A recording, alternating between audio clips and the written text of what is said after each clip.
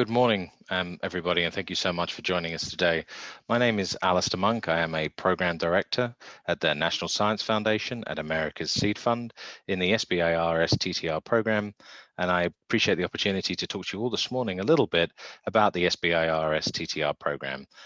Further information is available at the link on this slide, and please, if you'd like to post questions in the chat function, I will read those out and respond to them at the end of my presentation.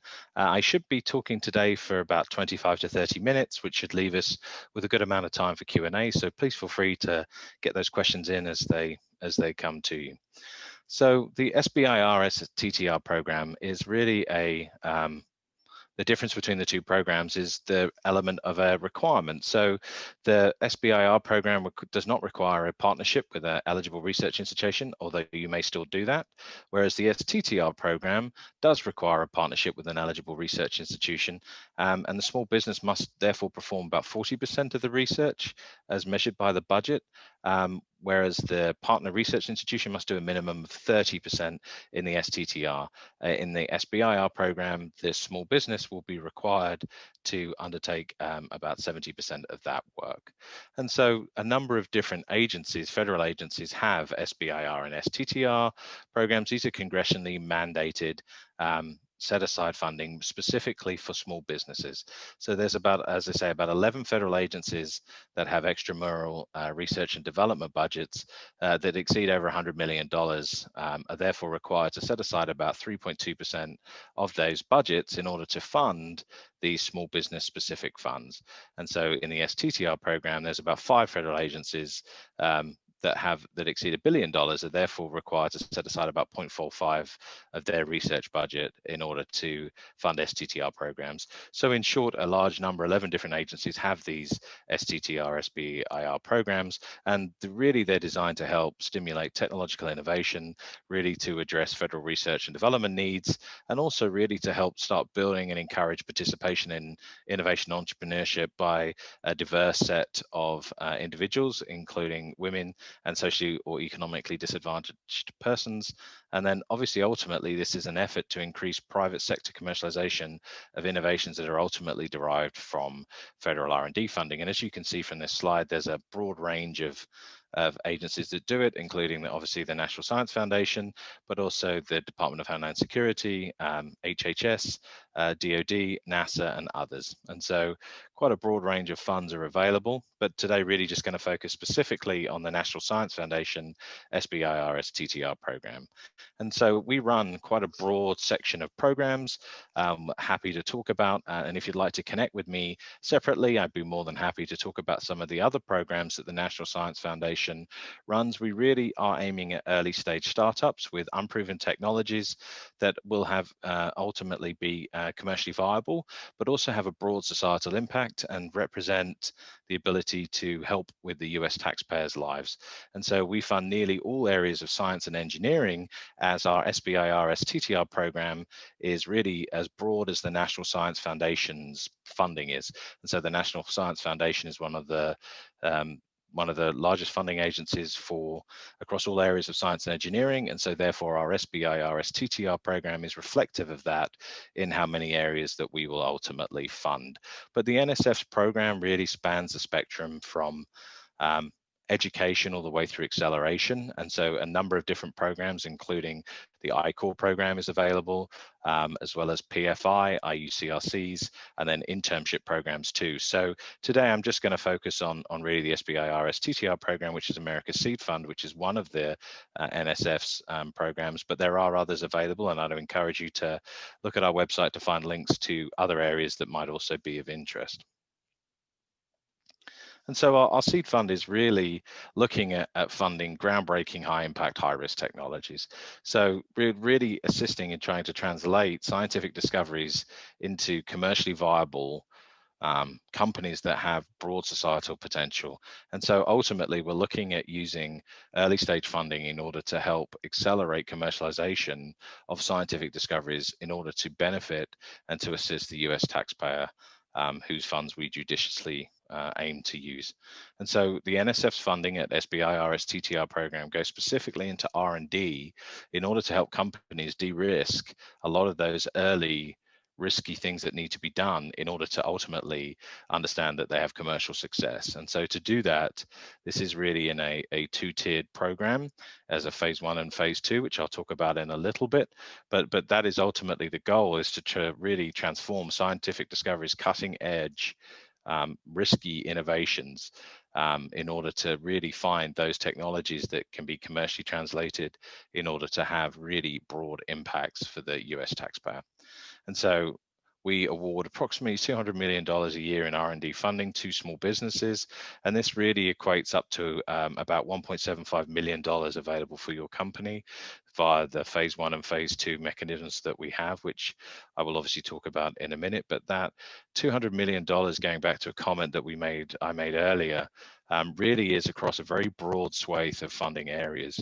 And so as you can see from this slide, we fund a very broad section of different startup areas. So obviously we invest in the life sciences, in chemistry and environment. We obviously, in the life science areas, we're really looking at biomedical technologies and biological technologies. Obviously in the chemistry arena, we have a portfolio there. Materials and manufacturing involves advanced materials and instrumentation, as well as nanotechnologies. Photonics and semiconductors are obviously photonics and semiconductors. But then in the IT arena and electronics, IoT and robotics, we also have a broad swathe in digital health focused areas, as well as software and specific IT, education tech, and other areas. And so if you have any questions on this, I'm more than happy to answer those, but also feel free to look at our website, where we give some good examples of companies that are funded in these areas, but also give a bit more granularity in terms of what actually rolls up to make some of these broader topic areas by providing subtopic areas for those. So as you can see, back in financial year 2018, this funding equated to about $197 million of areas. We also have the others area, and I would say that we are always open. The National Science Foundation SBIR program is always open to proposals in any area. So if you don't think that your company specifically fits into any of these topics, we would still love to hear from you. We're always open, as I say, to anything that's on the cutting edge of scientific discovery. So don't fear if you don't see specifically your topic area here. Please feel free to reach out to a program director, or alternatively, reach out to me to discuss some of your ideas, and I'm sure we can ultimately find a home for you. So who are some of these awardees that the funds go to? So just I guess a couple of quick points about this. So our most recent phase 1 awards, about 85% of those awards have 5 or fewer employees. 72% of those have been founded in the past 3 years, and the majority are actually first-time SBIR STTR winners. And then if we want to talk about the success of the SBIR STTR program, we can always look at the follow-on institutional financing. So our portfolio companies have raised about 7.2 billion on follow-on institutional funding, and we've also demonstrated about 97 successful exits. This includes acquisitions, mergers, and IPOs. And so, as you can see, this gives you a little insight into the people who are receiving some of the early phase 1 awards, and then ultimately what this has grown to and developed in our portfolio areas, with that up to $1.75 million of funding, as I mentioned earlier, that is available to startups. And so I'll give you a little bit more of I guess a specific example of a company that has received SBIR STTR funding, and then what that has ultimately meant. So this is an example of a company, Marinus Analytics. So this was a spin-out company from Carnegie Mellon University. The phase 1 PI was a Carnegie Mellon graduate. This company is now a phase 2 company, and what they do is they use AI in order to help combat sex trafficking. So they're using AI to find connections and similarities between adverts posted in very different venues in order to track and follow through sex traffickers across jurisdictions, which obviously allows law enforcement to accelerate the work that they do, and obviously to accelerate the prosecutions by very rapidly being able to identify similarities between these adverts, as I say. So just an example of a company. Another couple of examples that we have are, and I'll call out just a couple here. So Diligent. Diligent Bots is actually in one of my portfolio companies, and this was the robot was called Moxie. It's really designed in order to be able to assist in the healthcare setting by providing routine tasks to be able to in order to assist healthcare providers as they go about their daily duties. That's obviously now, even given COVID-19, has even reached a greater growing need. But just an example there, Ginkgo Bioworks is another example of a successful company that has now graduated from the NSF portfolio and is now a company that is, as it says, is producing a number of different organic bioproducts. We also have Thousand Eyes. This is a company that was ultimately delivering network intelligence, so was really helping with visibility and actionable insights on the digital experience. And then obviously Ecovative Design is a New York-based biotech company that's actually making material for buildings and materials for obviously interior design, and they're using that based out of biomaterials, so they're doing that based out of mushrooms. And so just a couple of examples that of some of the diversity of things that we are obviously looking at right now. And so now I'm going to take a little bit more kind of a deeper, more specific dive into how to actually move forward with the NSF funding and what those phases mean. So we do this over a two-phase approach. And so that phase one is really feasibility research over 6 to 12 months. It is about $256,000 and really is designed to assist in getting a handle on the feasibility and de-risking some of the high risk nature of the technical work that needs to be performed in order to then move forward to a phase two. Phase two is now $1 million over 24 months, and it's really specifically R&D tasks towards prototyping and towards MVP. And so we also have supplemental programs. You can see one listed here, which is a phase 2B. This is actually a 50 cents on the dollar third-party match. So the NSF will match third-party investments or sales up to $1 million of outside third-party investments, meaning up to an additional $500,000 of NSF investment. As you can see, this obviously tallies up to about $1.75 million. Their phase one and phase two are both proposals that are competitive. So they're obviously reviewed and then assigned a rating in order to determine the merit of the proposal for funding. So just a quick note, a phase one does not necessarily flow to a phase two. And also we do not offer direct to phase twos. And so we always have a phase one to phase two type approach. So the next question, I guess, that a lot of the time that we get is how do you then get started? How does one actually approach the NSF SBIR STTR program? And obviously, you're more than welcome to reach out to the program directors. Their contact information is available on the website that I think that I gave in my first slide, and we'll also have when we close, and I think may also be posted in the chat for you. But probably the best way I can advise in order to get going on this is really to undertake a project pitch. And so what the project pitch is really a first way to engage the NSF program directors so that we can understand a little bit about what it is that you want to do and are you a good fit for the program, so that we can really understand whether your suitability and eligibility for the NSF SBIR Seed Fund or STTR Seed Fund. And so the quickest way to do this is to put in a 3-page project pitch via the website. All our information's on the web. We traditionally give you feedback within 3 weeks. Obviously that 3 weeks, we may go faster than that, but sometimes it may take up to 3 weeks, depending upon where we are in our review cycles. But with that, it'll allow us to directly engage with you, but have some better understanding of the information that we need in order to really determine more about your ideas, your team, and some other areas. And so traditionally to do that, there's 4 main elements to the project pitch. So we really want to understand the technological innovation. So what is it that makes this high risk? What is the novelty in this? What is the innovation here? And then obviously, what do you plan on doing were you to receive a phase 1 award? So what are your technical objectives and challenges? What do you plan on addressing and de-risking at phase 1? And then obviously, what is the market opportunity? what is some of the need that you will be addressing with this, and then what is your company and team, and so who are you working with, who are your consultants, and who do you plan on obviously having on this phase one. And this will really help us obviously just get some initial information so that we can obviously either reach out to you once we've received your project pitch and engage and ask some questions, or alternatively, if everything we think is there, then we may ultimately invite you to put in a proposal, and that project pitch is now a required element in order to move forward to a phase one proposal. So no phase one proposal can be submitted unless you have a project pitch invitation that you can also upload at the same time. So as I say, you can submit at any time. There is no solicitation windows. There are no deadlines on the project pitch. The project pitch is open, obviously, 24 hours a day, and you are limited only to one project pitch per time.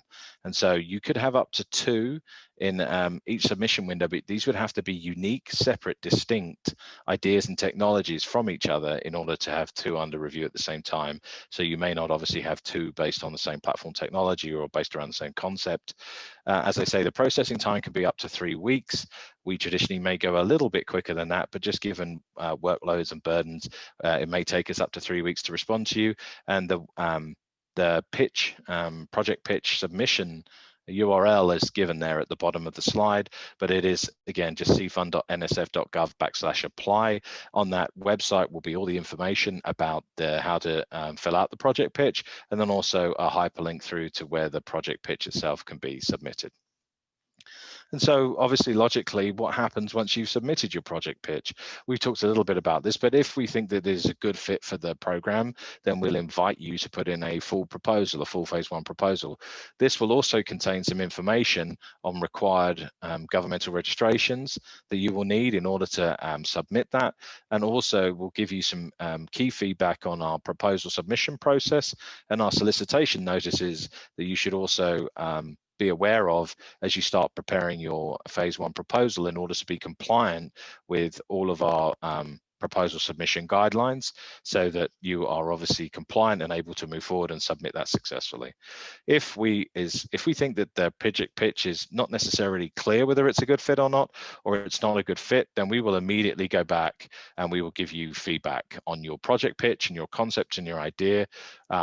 But we also want to understand a little bit more about what it is you want to do. So we may initiate a dialogue with you in order to understand more, or alternatively, we may just let you know that this is not a great fit for our program, why we think that this is not a fit for our program. And then you also have the ability to go away, consider the guidance that we've given, and then resubmit another project pitch in a submission window with all the thoughts and feedback, having modified your project pitch and concept in order to potentially address some of the concerns and the feedback that has been relayed to you. So once you've received your project pitch invitation, you're then able to obviously submit your phase one proposal, but that invitation is valid for up to 12 calendar months after the date of invitation.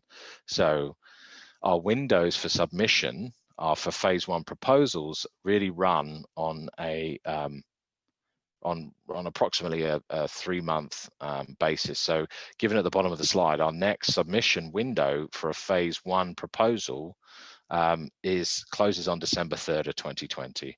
Now, the submission window will reopen the next day, but that is the deadline for the current open phase one submission window. I would again just remind you that the project pitch does not have a submission window, and you are free to submit your project pitch at any time.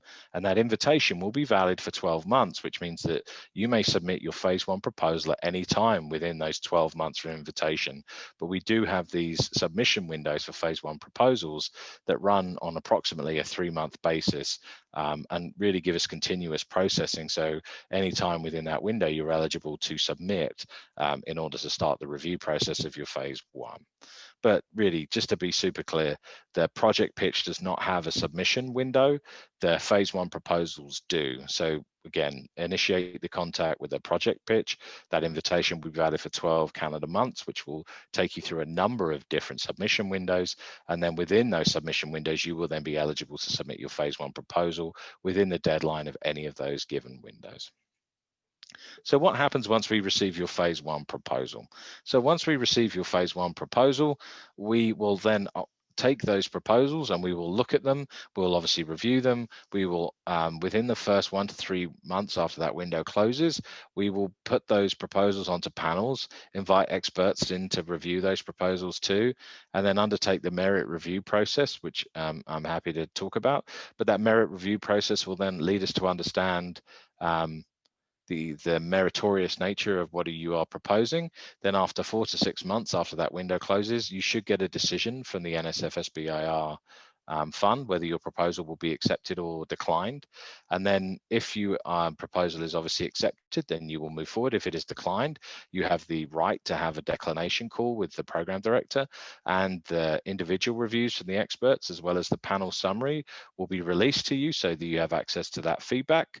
And then obviously 5 to 6 months after that window actually closes, if you've been accepted, then you should receive your funding of up to $256,000 for phase 1. And so I think with that, I'm going to leave a little bit of time for Q&A. And so if you have any further questions, feel free to reach out to sbir@nsf.gov. You can obviously follow our Twitter account, which is at NSFSBIR. And then again, if you'd like to go to our website and go to seedfund.nsf.gov/events, you can look at upcoming webinars. And so with that, I'm going to open up the just going to open up the Q&A session and would welcome you to now start please putting your questions into chat, and I will try to deal with as many as I can. Thank you. So I have a number of questions coming in, so I'm just going to read these out and start responding to them as I can. I don't have any names for the submitters, for which I apologize, but as I read these out, please, if it doesn't address your concern, please continue to post into your chat window. So the first question that we received, does the idea or product have to be outside or beyond college, or are students also eligible? So really anybody is eligible. Any US-based individual is eligible to submit their idea or product to us. It does not have to be beyond the college level. Anybody is welcome to put in a project pitch regarding that.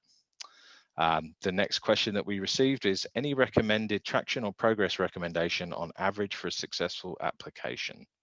I think the question here, and I apologize if I don't necessarily get to it, please feel free to repost your question if I don't respond to it, but in terms of traction or progress, we're really looking at the high-risk nature of proposals. So we're really looking at technologies in their startups in their earliest concept that have a high-risk, high-reward technology that has commercial potential and also broader impact. So there's really no guidelines on the amount of traction that you would need or the progress to have accomplished to date. It's really, I would encourage you to put in a project pitch and tell us a little bit about what you're doing, but there is really no guidance on how far along you need to be. We are interested in all ideas and concepts.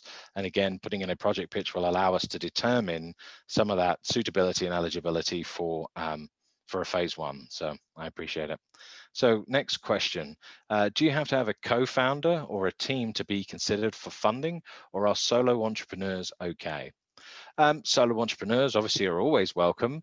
I think the question there would be, do you have access to enough skill sets in order to undertake all of the things that you want to do as a solo entrepreneur, and how would you address those?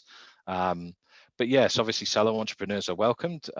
We obviously have the ability to add consultants or other outside experts in order to assist you.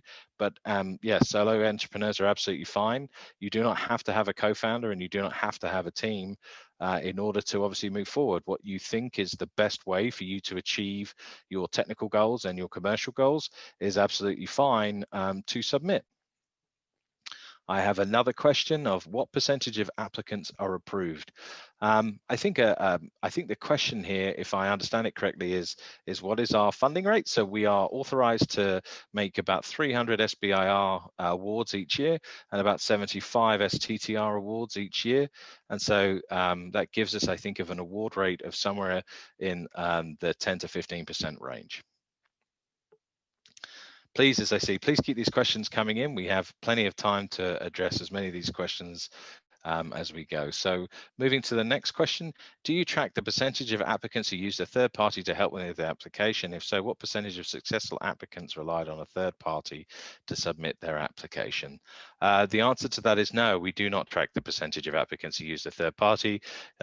You are not forced to disclose who assisted this. The PI will have to make some certifications in order about the work, and also you will require support letters from consultants and other people that you use, but we do not, how you prepare your proposal, we do not track, and I do not have any information to provide on that question. What percentage of successful applicants have no active affiliation with academia? I do not have an answer to that on the program. If you'd like to send me an email and follow up on that, you would be welcome to. I simply don't have an answer on that. I'd have to go away and look at it in order to give you some information on that. So if you'd like to contact the SBIR at nsf.gov email, they would obviously happily follow up with that inquiry, but no data to share today at this moment. Next question, how many project pitches do you feel teams go through before being a good fit and invited for full proposals? It's an interesting question. Obviously teams, it really depends on the team themselves and the idea and concept that they have. There really isn't a hard number here to provide to you. We have a lot of teams and proposals that come in straight away and they get an invitation on their first project pitch. We have other people who have taken a couple of iterations in order to really elucidate what it is that they want to do and have found that process to be helpful in order to help them actually write down what their R&D and other tasks will be. And so because of that, there really isn't a hard number. I would suggest that the best thing to do is to actually just submit a project pitch to start that dialogue with those 4 areas as discussed earlier in the presentation. So there isn't, as I say, really a fixed number of how many project pitches are required before teams get through. Teams get through on the first go and some teams get through on other goes. It just really depends on how well elucidated those 4 points are. Next question, are there any technologies or areas that are out of scope for NSF funding? The answer to that is the only things that are out of scope for NSF funding are we do not support clinical trials. And so any phase 1 proposal or project pitch that would relate to supporting clinical trials is not something that the National Science Foundation will be able to support, and so therefore would have to look at potentially another federal agency for funding. But in terms of technologies, no, we are technology agnostic. We are interested in all ideas and all concepts in all areas. Obviously our program is as broad as the National Science Foundation is, which really has an area for every science, engineering and physical sciences, mathematics and human sciences, as well as obviously the Antarctic research. So we have a very broad remit. So I would say there are no technologies that are out of scope for NSF funding. In terms of areas, again, we do not fund clinical trials, but we are obviously looking for any technologies that are potentially have a high risk, high reward type nature. We would be delighted to hear about. And again, I think this comment may have come from the earlier slide where we had obviously a list of areas that we're interested in. If we do not have a posted topic area, we do have an other topic area. So please feel free to submit to either the other area or just to reach out to the program director that you feel would be the best fit. I'm very fortunate. I work with a great team, and myself and my colleagues will be able to ultimately find a home for your proposal so that whoever reaches out to you in your project pitch will be the person to take you forward. So again, there is really no technologies that we're not interested in, and the only areas would be clinical trials that we do not fund. What happens if the project changes in some way from the initial project pitch approved? Great question. So obviously in life, things occur. So what would happen there is once you have received an invitation from your project pitch, this will give you the contact information from your program director. This program director will be the person to obviously invite your project pitch. They will also be the program director who actually receives your proposal and then obviously takes it to the panel review and then makes a decision upon it. Should you have any changes from your project pitch that you feel would ultimately change the scope or nature or the area of interest that you have, I would just ask you to reach out to the program director. The program director would discuss the changes with you and whether that would require then potentially a follow-on project pitch because of how fundamentally different it is than this project pitch, or whether they are comfortable moving forward with some of the differences that you've outlined from the project pitch phase. But I would obviously invite you to use the contact information that's provided to you in the project pitch to then communicate with that program director, who would be the best person to make an ultimate determination as to whether this would be able to move forward as is or would require some changes. Another question that came up is, how important is a patent or potential of a patent for the technology solution? I think it's always one of those things where we're looking at scientific discoveries that are at the cutting edge of the areas that we're interested in. We're interested in finding things that push forward the knowledge base and those scientific areas. And so, in the competitive potential for that understanding, as we translate that, one of the questions will always be, how defensible is any competitive advantage, or how are you ultimately going to stop others replicating or doing what you're doing? And so I think it's not necessarily how important is it, but it's more of a consideration of how do you plan on making certain that others will not be able to replicate or do what you do. And so I think it's always a consideration for any technology as to how ultimately you will be able to differentiate yourself and then protect yourself from others in the field. Next question, does a $256,000 investment require a co-investment from the tech founder? No, it does not. So this is a non-dilutive funding that is directly made to the company and does not require any co-investment from yourselves or anybody else. This is not matching. The only matching funds that we have would be, as I think I talked about, would be at a later stage, which would be a phase 2B, where we will match 50 cents on a dollar of third-party investment funds up to $1 million to provide additional $500,000 of NSF funds. But no, at phase 1, this is a direct non-dilutive capital investment into your small business by the NSF of $256,000 that requires no additional co-investment or any other areas.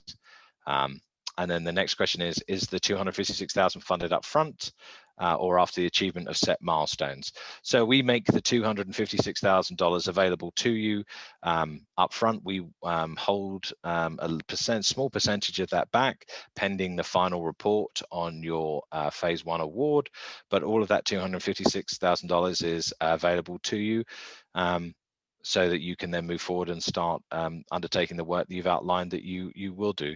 There is no pacing items. There are no milestones required. It is not it's not tranche funding. It is an upfront, and obviously you are welcome then to draw on those funds as you feel that you need to in order to accomplish the technical tasks that you have outlined in your proposal. Next question, do we need to talk about a phase 2 team in the phase 1 application? You're obviously welcome to talk about what you would think about undertaking at phase 2, building on what you've done at phase 1, but that's really why we have a specific phase 2 application process to talk about what it is you'd want to do. Our phase 1 proposal is approximately 15 pages. Of where you have some room to actually outline what you want to do. So obviously you can use that as you would see fit, but obviously a focus on what you plan to do in this phase 1, I think would make sense. Moving on to some of the other questions, and again, please do keep these coming in. We have plenty of time for Q&A today. Is there flexibility on the start date for the project? Yes, so you obviously are allowed to tell us when you would like to receive the funding, as long as it meets that timeline. I think I outlined that after the close of the phase 1 submission window, approximately 5 to 6 months after that would be when you would receive your funding. And so if it's sort of after that date, then you feel free to obviously engage in a dialogue with the program director who will inform you of your of the funding being made available, where you can then obviously indicate what you think an appropriate start date would be for you to get your team together to be able to undertake the work that you have outlined. So next question, what advice would you have for a first-time founder when it comes to fundraising, i.e. grant funding versus VC funding versus CVC funding sources? How does the NSF network support entrepreneurs post-funding? Great question, large question. So let me unpack some of that. So obviously, I would encourage you first and foremost to go talk to everybody in your network to understand what applications they've undertaken, and then obviously how they have moved forward with different funding tranches, so you can understand the pros and cons of that. The NSF doesn't really have any guidance right now on the best way to move forward, but obviously the NSF does specifically support their awardees via mechanisms like that 2B that I've already talked about, where an additional $500,000 of NSF funds will be made available to that company to match third-party outside investment and or sales. So how does the NSF support entrepreneurs post-funding? Is obviously we do that via a number of supplements. We also do that via some of our, by bringing our entrepreneurs together for workshops so that they can obviously interact with each other, but we obviously are not in a position to make any introductions or to do any direct mentoring or coaching. And so the way that we support our entrepreneurs post-funding is via additional supplemental funding, as I've already outlined, as the 2B, or via building peer networks across other awardees at workshops that we host. Question: we have submitted a project pitch 2 weeks ago, have not heard back. Given the December 3rd timeline, would you advise continuing to develop a full proposal even before being formally invited? I would have two responses to this. Number one is I would obviously reach out to the program director under which topic area that you have submitted and just ask them for an estimated completion date for the project pitch, given that you would like to apply in the December 3rd deadline. If you have the bandwidth to be able to develop the proposal, I would suggest start working on it. But again, given how valuable time is, if you do not have the bandwidth and require an actual formal decision in order to start actually writing that proposal, then I would again just urge you to reach out to the program director and ask for a completion date or any other information that can be made available so that you can obviously plan accordingly for your December 3rd timeline. Next question: what if the primary benefit of the startup is a societal one and not necessarily profit driven?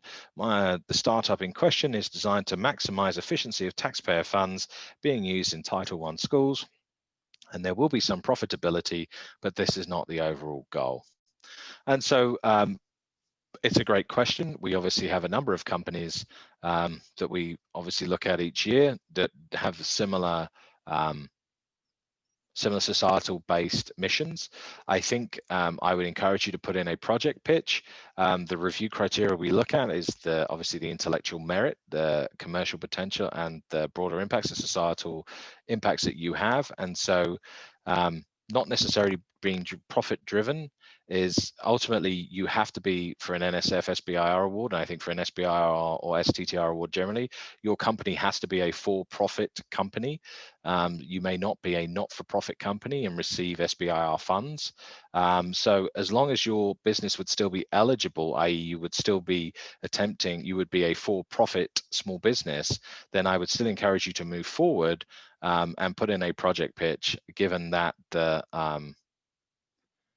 one of the areas we're interested in is societal impact, and so then that would allow the program director to look at it. But that would be my only question, would be whether ultimately this would meet the eligibility criteria, which means you must be a for-profit. Ultimately, what you plan to do and how you plan to do it would be best evaluated under a project pitch.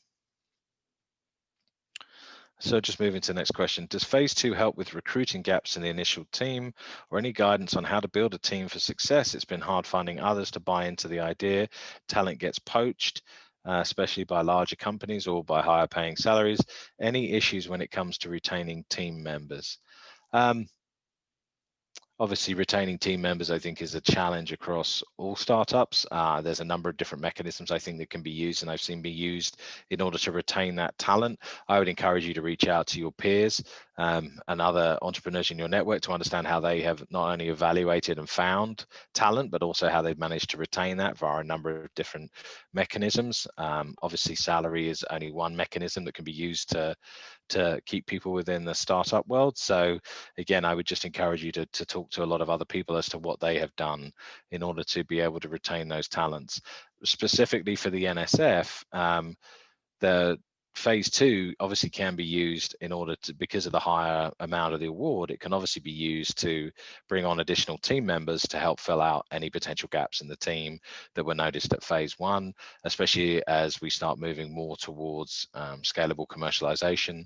And so the answer to that specific question would be yes, the NSF phase 2 award would help obviously with recruiting gaps, because the team can be obviously broadened and widened just due to the additional amount of capital that will be awarded. Moving to the next question. Given our new COVID world, are you looking more heavily at medtech software companies to address the needs of society?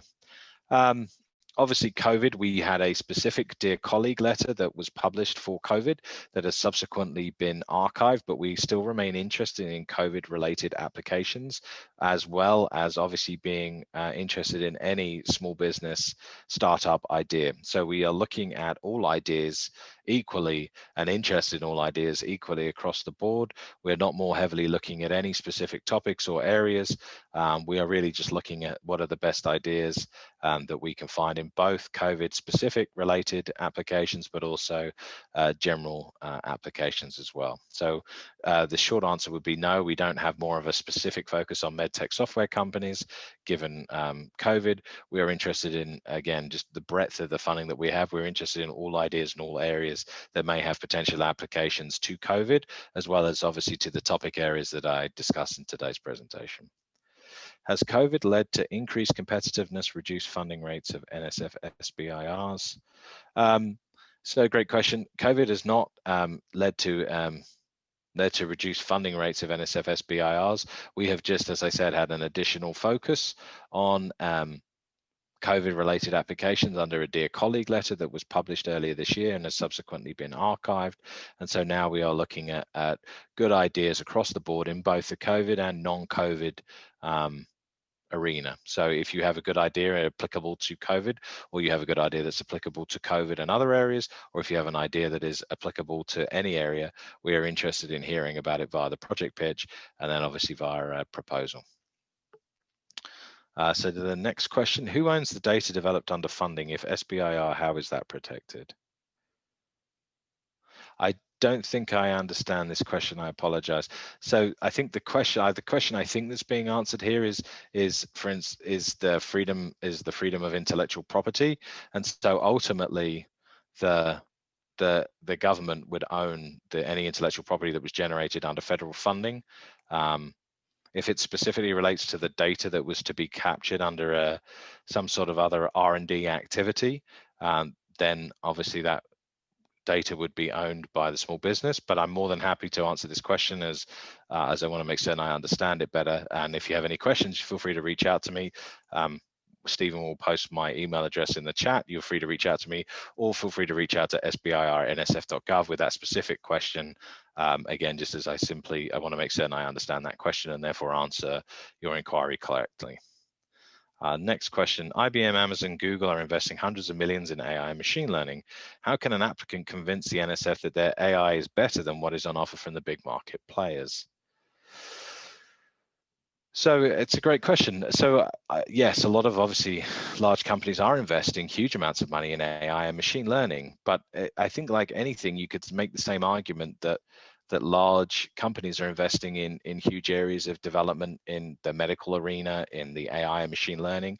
It's always going to come down to how is your idea novel? How is your idea different? What is your unique selling point and competitive advantage? And how do you plan on protecting that? And obviously do bear in mind that there is obviously huge amounts of funding going into specific areas, but are those areas going to be as broad and diverse as some of the ideas that startups are being born of? And are they addressing the actual needs of the customer or not?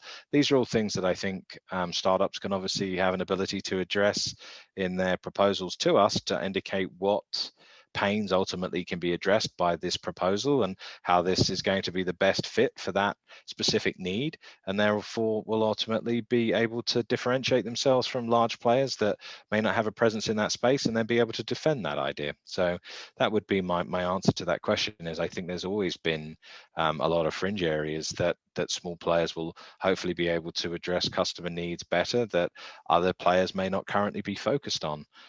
Because that's not potentially where they're currently most interested. The next question that came up with is who owns the IP? I think I've already addressed that, but any federal funding would lead to the federal government ultimately that IP needing to be registered with the government. The government for the NSF, we can always address this more detail downstream should have any more specific questions, but just any IP that is the resultant of any federal funds will need to be registered with the government.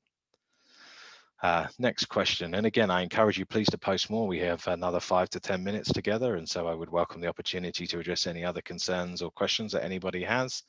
We will be doing fundraising at some point before a potential grant is awarded. Does SBIR have any criteria on fundraising instruments? In other words, can I raise using a convertible note, or does that affect eligibility with the SBIR grant? Or is it just that interest payments from convertible notes can't be included in the SBIR grant?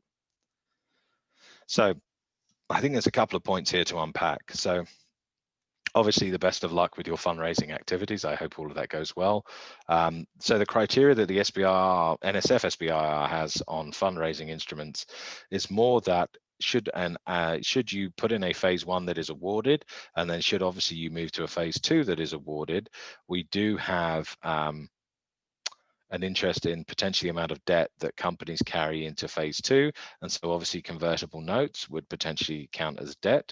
And so I would encourage you to talk to your program director, should your phase 1 be awarded, about the convertible notes that you carry, and they can obviously help and assist you with that.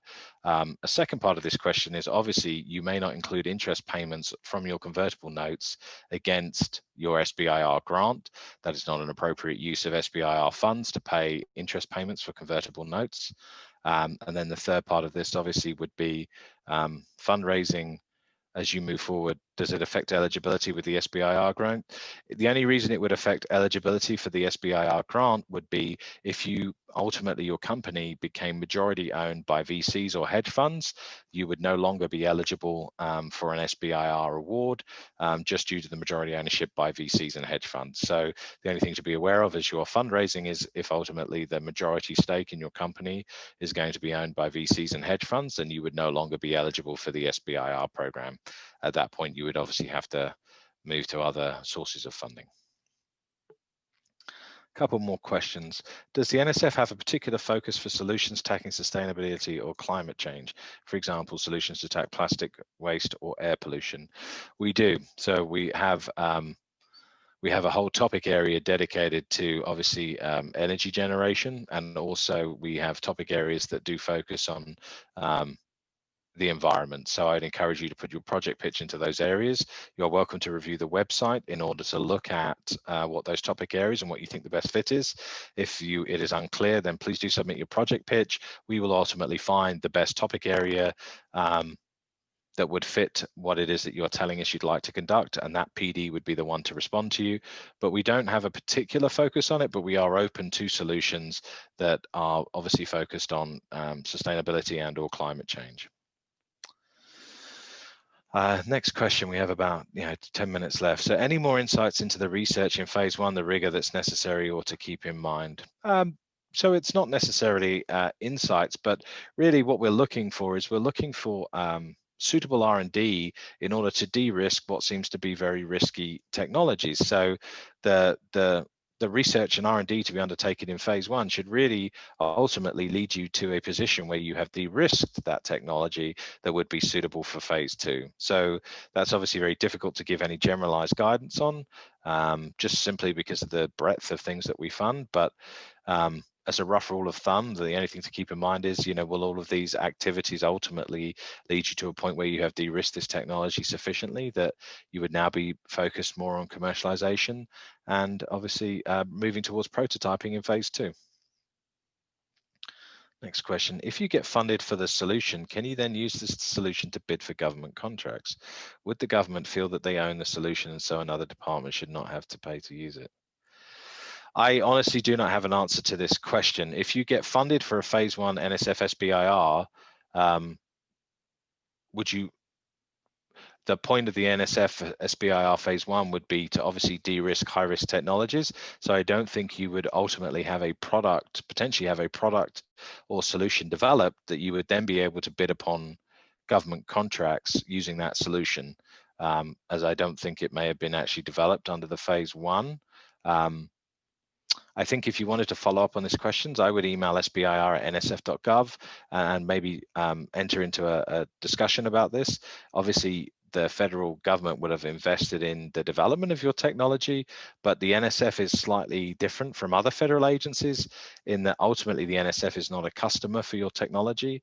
And also, this is not an RFP based focused, unlike other federal agencies who may be looking for an ability to develop products that would fulfill a need that they need. So the NSF is slightly different than other federal agencies, if that's the question, regarding the government contracts, in that some other federal agencies do provide RFPs for specific needs that they are trying to, R&D needs that they're trying to fulfill that will ultimately will end in a government contract. And so that is somewhat different from the NSF SBIR funding. To the next question, what US government departments are advising the NSF? Who is determining the agenda? What is the role of the states in determining NSF's agenda? What is the US government departments are advising the NSF? So the NSF has a very broad committee of visitors, and that ultimately sets the goal for the NSF, our mission and agenda. I would encourage you to follow up with SBIR@nsf.gov in order to get a full answer to this question. I don't think I have time to address all of your points in this question regarding the agenda and the role of the states in addressing it, just given the limited amount of time we have left for Q&A and a number of questions that are left also to address. So I would like to ask you to please follow up by email, and we can then obviously address any more of these questions. If anybody else has any other questions, please feel free to submit them.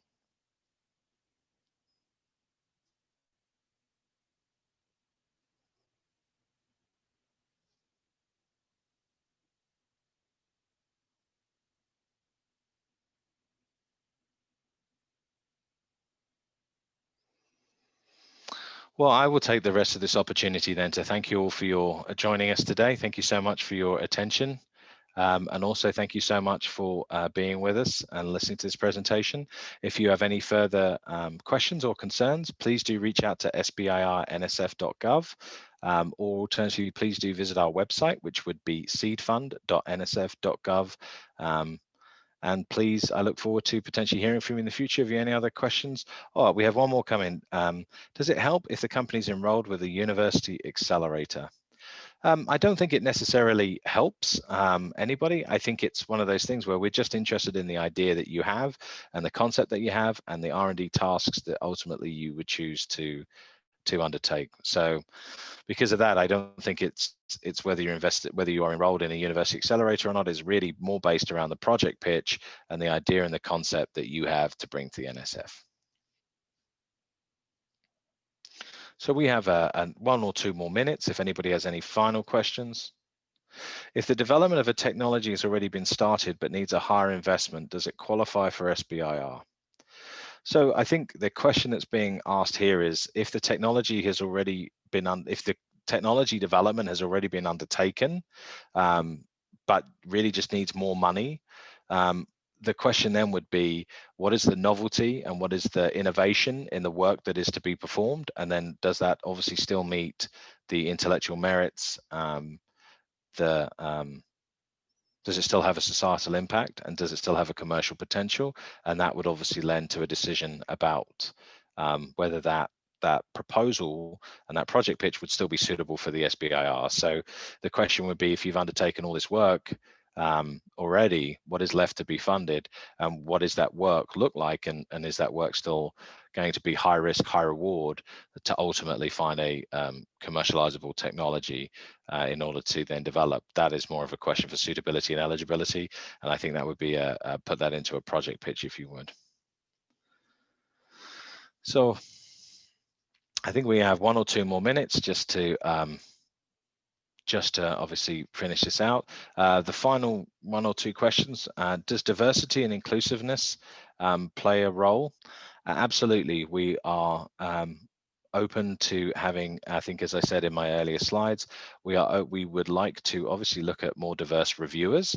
And so we're really looking, if anybody would like to serve as an NSF, SBIR, STTR reviewer, please do feel free to reach out to program directors in order to serve on that. We are also looking at increasing the diversity and inclusiveness of our proposals, especially from women, and then also from economically disadvantaged people. So again, diversity and inclusiveness is an area that we are always working on, and so we are looking to obviously find ways to broaden our participation in those areas.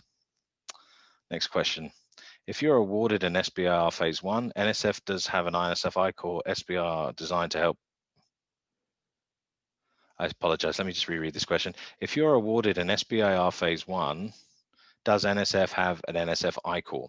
Yes, we do. So we have an NSF ICOR SBIR cohort that is obviously designed to help you undertake additional customer discovery, to really help prepare you get ready for a Phase 2, the same way that obviously the NSF ICOR is designed to help teams get ready for finding product market fit.